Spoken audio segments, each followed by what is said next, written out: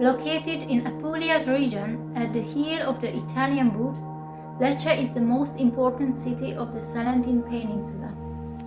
Although Lecce's city counts about 100,000 inhabitants, the surrounding area is densely populated, and over 1 million people live within a radius of 40 miles.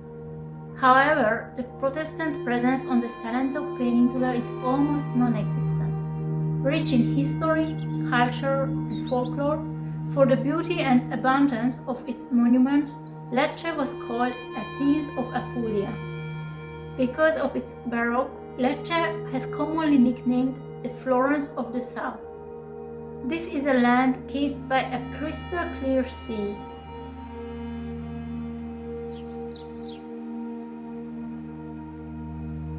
Covered by ancient olive trees.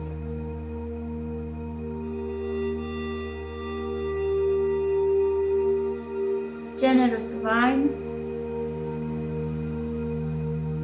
and well renowned for its delicious food.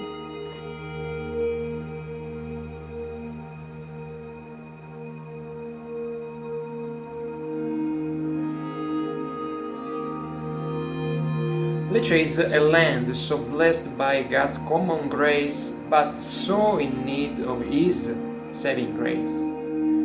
As you walk through the streets of Lecce, you are enchanted by the art that transpires from every brick of its church's facades. Because of its many Catholic buildings, Lecce is called the City Church. And when you cross the doors of these buildings to hear the Gospel, the impression you have is the same that you feel when you look at the peacock from behind. However, the exterior opulence of the Baroque cannot hide the absence of the true Gospel inside. In the era when the Protestant reformers were removing the statues and whitewashing the painted walls, the Council of Trent wrote the Baroque style to communicate and proclaim the Roman Catholic supremacy and power.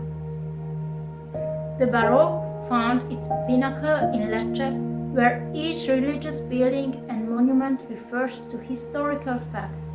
For example, the dedicatory epigraph on top of the Triumph Arch, erected and dedicated to Emperor Charles V, Defensor of the Papacy, translates, "To August Triumpher, subduer of the Arabia Christians."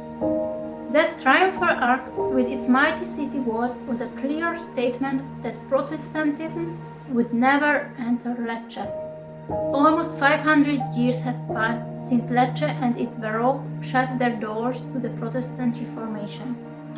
However, even if Lecce today still preserves its many Baroque churches as a symbol of the Counter-Reformation, now as then, there is very little gospel preached in the land. Despite a weekly mass is still celebrated, the majority of these churches are more of a museum and a tourist attraction than a place of worship. Therefore, where can the people of Lecce go to hear God's word proclaimed?